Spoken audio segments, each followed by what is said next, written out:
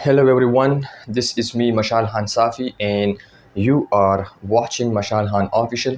तो dear students, आज के लेक्चर में हम बात करने वाले हैं प्रॉपर्टीज़ ऑफ वेव्स के बारे में। कौन सी वेव्स के बारे में? वाटर वेव्स के बारे में। कहाँ पर? रिपल टैंक में। ये हमारा एक सीरीज़ चल रहा है रिपल टैंक का। ऑलरेडी इसमें 2 पार्ट्स हमने कवर की है। ये 3rd नंबर पार्ट है रिपल टैंक का। ठीक है, हमने ऑलरेडी रिपल टैंक को पढ़ा है, इसके डिफिनीशन, कंस्ट्रक्शंस और किस तरह इसमें हम सर्कुलर वेव्स और किस तरह हम इसमें प्लेन वेव्स जो है वो जनरेट करते हैं।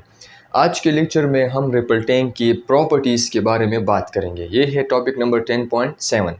प्रॉपर्टीज़ में हम सबसे पहले एक ही प्रॉपर्टी के बारे में बात करेंगे और इसको डिटेल और कंसेप्ट के साथ देखेंगे। सबसे पहले प्रॉपर्टी है हमारे पास रिफ्लेक्शन ऑफ वेव्स। क्या है हमारे पास?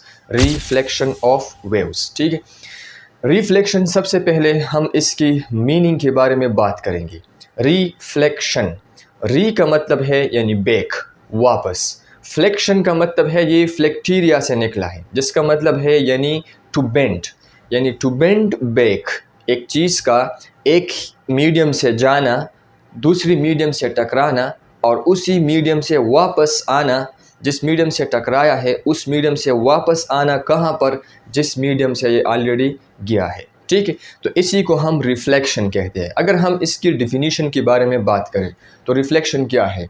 The bouncing back of waves. Bouncing back, waves का वापस आना। कहाँ से? व्हेन दे हिट, जब ये क्या करे, जब ये हिट करे। किस चीज़ को? A barrier.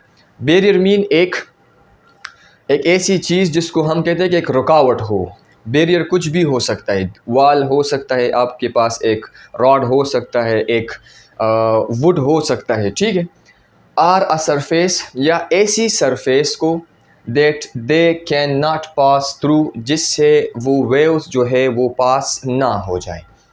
तो this the bouncing back of a waves when they hit a barrier और a surface that they can not pass through, जिससे वो पास ना हो जाए। एक वेव्स जो जाए, एक वेव्स जो है एक सोर्स से जनरेट हुआ, यहाँ से मूव हुआ और एक ऐसी सरफेस से टकरा गया जहाँ से वो, जिस सरफेस से ये पास नहीं होता या उस सरफेस में ये ऑब्ज़र्व नहीं होता।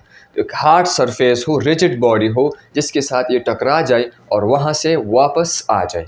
तो ऐसे फेनोमेना को हम रिफ्लेक्शन कहते हैं। अगर ये लाइट का है, अगर लाइट एक जगह से गया और वापस आ गया तो रिफ्लेक्शन ऑफ लाइट कहेंगे। यहाँ पर वेव्स है तो वेव्स का एक जगह से जाना और वापस उसी जगह पर आना, उसी को हम रिफ्लेक्शन ऑफ वेव्स कहते हैं। ठीक है, हम इसकी कुछ कंडीशन के बारे में बात करेंगे कि रिफ्लेक्शन में हमारे पास कंडीशन क्या होगी। याद रखना है, this is one of the most important. ठीक है, सबसे पहला है हमारे पास कि मीडियम सेम होगा। मीडियम क्या होगा? सेम। फॉर एग्जांपल अगर हम रिपल टैंक की बात करते हैं यहाँ पर, ठीक है, तो ये हमारे पास क्या है? जो रेक्टेंगुलर ट्राई है, ठीक है, इसमें हमारे पास वाटर है। ये एक वाइब्रेटर सोर्स है जिससे प्लेन वेव्स या सर्कुलर वेव्स जनरेट की जाती है। आपकी अपनी मर्ज़ी है, आप कौन सा इसमें से स्टडी कर सकते हैं। ठीक है, हम प्लेन वेव को लेते हैं, तो अगर इसमें से हम प्लेन वेव को जनरेट करें, प्लेन वेव को जनरेट करें और इसके सामने यहाँ पर एक बैरियर रख ले, ये हमारे पास क्या है? एक बैरियर है, रुकावट डालने वाला चीज़ है। ठीक है, जिससे ये वेव्स पास नहीं हो सकते।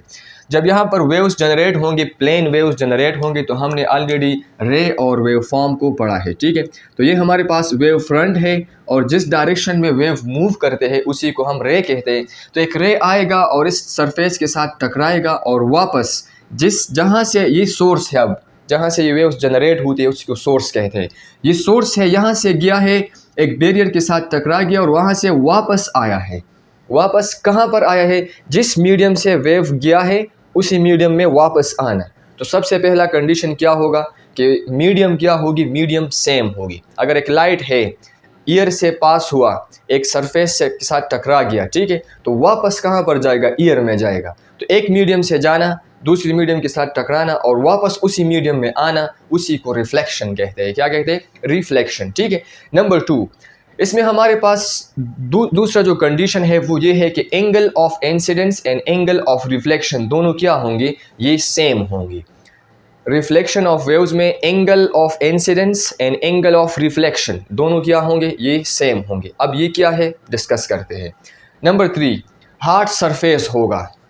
जब भी एक वाटर वेव्स जाएगी तो सामने वाला जो सरफेस है वो हार्ड होना चाहिए, वो सॉफ्ट नहीं होना चाहिए, ताकि इस जो वाटर वेव है इसको क्या कर सके, इसको जो है वो ऑब्जर्व ना कर सके। ठीक है, तो ये क्या होगी, वाटर जहाँ से वाटर सोर्स से जब वाटर वेव्स जाएंगे तो सामने वाला जो सरफेस है वो हार्ड होना चाहिए, सख्त होना चाहिए। ठीक है, अब देखते हैं कि हमारे पास रिफ्लेक्शन किस तरह होती है, इसको हम डायग्राम के थ्रू समझते हैं। और इसमें हमारे पास जो एंगल ऑफ इंसिडेंस है, एंगल ऑफ रिफ्लेक्शन है, ये सारी चीज़ें इसमें डिस्कस करते हैं। सबसे पहले हमारे पास यहाँ पर हमने वाटर वेव्स को जनरेट किया और इसको लिया है यहाँ पर। ठीक है, तो डायग्राम के थ्रू यहाँ पर समझते हैं। ये हमारे पास क्या है, ये हमारे पास एक बैरियर है। क्या है, बैरियर मतलब एक रुकावट है जो वाटर वेव्स को उस तरफ जो है ना उसको नहीं छोड़ते। ठीक है, देखो हमारे पास क्या है, एक वाटर वेव्स है जो इस तरह प्लेन वेव्स है, ये हमारे पास प्लेन वेव्स है। ठीक है, ये प्लेन वेव्स है, इस तरह मूव कर रहे हैं। ठीक है, तो हमने पढ़ा था कि हर वो पॉइंट जहाँ पर इसकी क्रस्ट, यानी हर वो पॉइंट जहाँ पर क्रस्ट क्या हो, सेम फेज में हो, उसी को हम वेव फ्रंट कहते हैं। तो ये वेव फ्रंट है इस तरह, और जिस डायरेक्शन में ये वेव्स मूव करते हैं उसको हम रे कहते हैं। क्या कहते हैं, रे। तो देखो ये इस तरफ जा रही है तो हम कहेंगे कि ये रे इस तरफ जा रही है। तो जब जिस डायरेक्शन में ये रे जा रही है तो ये कहाँ से ये रे स्टार्ट हुआ है, सोर्स से। यहाँ पर हमारे पास क्या है, सोर्स है, ये वाइब्रेटर सोर्स है, यहाँ से वेव्स जनरेट हुआ, ये रेस इस तरफ जा रही है, सामने इसका सामने यहाँ पर क्या है, बैरियर है। इस बैरियर के साथ ये टकराएगा और वहाँ से वापस क्या होगा, जिस डायरेक्शन में गया है उसी डायरेक्शन में वापस आएगा। कहाँ तक, जहाँ से इसने शुरू किया था। ठीक है, तो दिस इज कॉल्ड रिफ्लेक्शन। इसको हम क्या कहते हैं, रिफ्लेक्शन। ये रेस इस तरफ गए हैं, इस सामने वाले एक बैरियर के साथ टकरा गई और वहाँ से वापस रिफ्लेक्ट हुआ। जिस तरह हमारे पास बाल होती है, हम दीवार की तरफ फेंक देते हैं तो वो वापस हमारी तरफ आती है। ठीक है, दिस इज कॉल्ड रिफ्लेक्शन। ये तस्वीर लगेगी, इसी को हम रिफ्लेक्शन कहते हैं। ठीक है, अब देखो जो रे यहाँ से स्टार्ट हुआ है, जहाँ सोर्स से जो रे स्टार्ट हुआ है, इसको हम कहते हैं इंसिडेंट रे। इंसिडेंट जो फॉल करेगा। ठीक है, incident ray, the ray of waves coming from the source and hit the surface is called incident ray। ये incident rays वो रेज है जो इस सोर्स से जनरेट हुआ है, यहाँ से गया है, coming from the source, इस सोर्स से निकला है और एक सरफेस को क्या करेगा, हिट करेगा।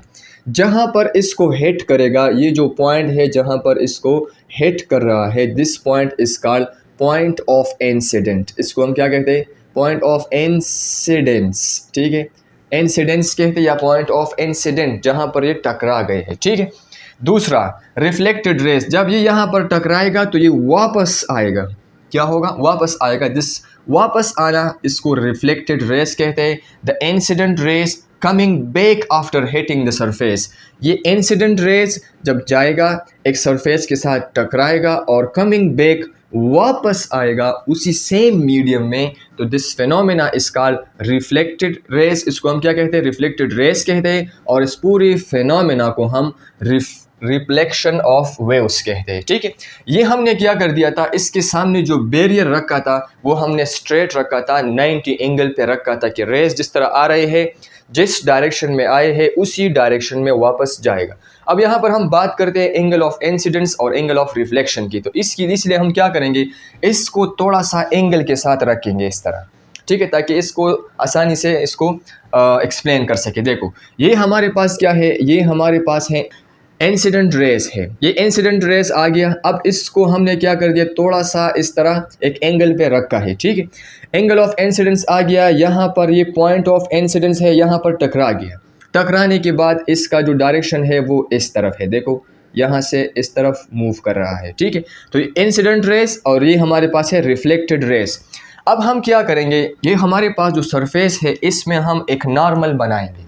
नॉर्मल कहते हैं 90 को। यहाँ पर एक नॉर्मल लाइन लगाएंगे इस तरह। ठीक है, ये हमारे पास है एक नॉर्मल लाइन है इस तरह। ये हमेशा इसको नॉर्मल लाइन कहते हैं, परपेंडिकुलर 90 डिग्री पर हम बनाएंगे। तो देखो जो रेज आया है, जो रे यहाँ से आया है और इस पॉइंट ऑफ इंसिडेंट के साथ टकराया है, तो इस नॉर्मल के साथ, किसके साथ, इस नॉर्मल के साथ इसने एक एंगल बनाया है, इसको हम कहते हैं angle of incidence. Angle of incidence, तो मैंने यहाँ पर लिखा है कि एंगल बिटवीन, ये जो एंगल बन रही है किसके दरमियान बन रही है, angle between the ray, the coming rays, the incident rays, ये जो इंसिडेंट रेस है इसकी, और ये जो एंगल यहाँ पर बन रही है ये किसके साथ बन रही है, देखो the angle of incident rays, ये इंसिडेंट रेस है, ये रिफ्लेक्टेड है, दरमियान में नॉर्मल है, तो इंसिडेंट रेस का और नॉर्मल के दरमियान वाले एंगल को एंगल ऑफ इंसिडेंस कहते हैं। तो हमने लिखा है कि angle between incident ray and normal, इस नॉर्मल के साथ यहाँ पर एक एंगल बन रही है, इसी को हम एंगल ऑफ इंसिडेंस कहते हैं। जब ये यहाँ से वापस जाएगा तो इस नॉर्मल के साथ दोबारा जो रेज यहाँ से रिफ्लेक्ट हुआ है, अब यहाँ पर पड़ा है, ठीक है, after hitting the surface it back bone से वापस जाएगा, तो ये नॉर्मल के साथ दोबारा एक एंगल बनाएगा और उसी एंगल को एंगल ऑफ रिफ्लेक्शन कहते हैं, आर से रिप्रेजेंट करते हैं। अब ये वाला एंगल, अगर फॉर एग्जांपल ये वाला एंगल 60 डिग्री है तो ये रिफ्लेक्शन वाला है ये भी कितना होगा, 60 डिग्री होगा। तो इसीलिए हम कहते हैं कि angle of incidence and angle of reflection दोनों क्या होंगे, दोनों सेम होंगे, और इसी को हम कहते हैं लॉज ऑफ रिफ्लेक्शन। सेकंड इंशाल्लाह थर्ड चैप्टर में फिर दोबारा से इसको पढ़ेंगे, ठीक है। तो यहाँ पर एक नॉर्मल बनाएंगे इसी तरह, तो यहाँ पर जो एंगल बन रही है, यहाँ पर जो एंगल बन रही है, दोनों सेम होंगे। तो कंडीशन क्या है कि रिफ्लेक्शन में हमारे पास ऐसा होगा कि सरफेस जो है जिसके साथ ये टकराएगा वो क्या होना चाहिए, हार्ड होना चाहिए, रिजिड होना चाहिए। दूसरा, जिस मीडियम से गया है उसी मीडियम में वापस आएगा। तीसरा, या जिस एंगल से गया है उसी एंगल से वापस आएगा। एंगल ऑफ इंसिडेंस और एंगल ऑफ रिफ्लेक्शन दोनों क्या होंगे, दोनों सेम होंगे। इसी को हम क्या कहते हैं, इसी को हम रिफ्लेक्शन ऑफ वेव्स कहते हैं। क्या कहते हैं, रिफ्लेक्शन ऑफ वेव्स। अब इस रिफ्लेक्शन ऑफ वेव्स को हम यहाँ पर प्रैक्टिकली देखते हैं और समझते हैं कि हमारे पास रिफ्लेक्शन किस तरह होती है। हमारे पास क्या है, मेरे पास एक मिरर है, ठीक है, और मेरे पास एक लेज़र है, ठीक है, लेज़र। तो मैं इस तरह करूँगा और इसकी जो जिस एंगल से गया है, मतलब यहाँ से ये यहाँ से स्टार्ट हुआ, यहाँ तक आया और रिफ्लेक्ट हुआ वापस, तो इसके लिए मैं क्या करूँगा, ये लाइट को ऑफ़ करूँगा और ऑफ देख ले कि किस तरह ये रिफ्लेक्शन होती है, ठीक है।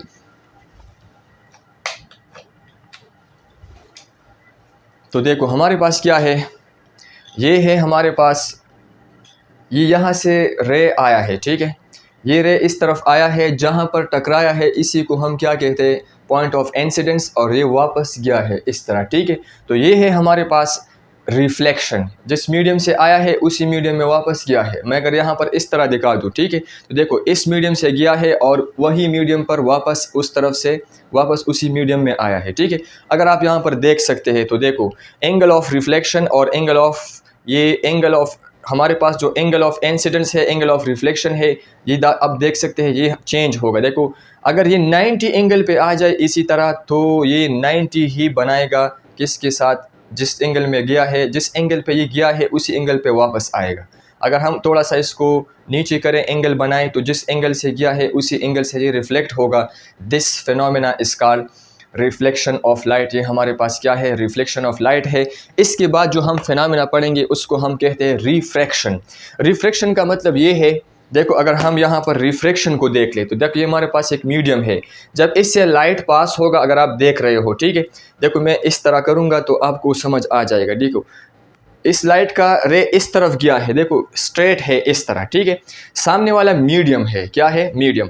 अगर इस मीडियम के साथ हम इस तरह कर ले तो देखो इसका पाथ चेंज होगा इस तरफ, देखो मगर ये मीडियम ना हो तो इसका डायरेक्शन स्ट्रेट है, दरमियान में मीडियम आ जाए तो इसका डायरेक्शन चेंज हो जाता है। देखो अब इसका डायरेक्शन उस तरफ है, 90 एंगल पे जाएगा तो 90 होगा, थोड़ा सा एंगल को चेंज करे तो इसी को हम कहते हैं रिफ्रैक्शन। होप आपको ये समझ में आया होगा।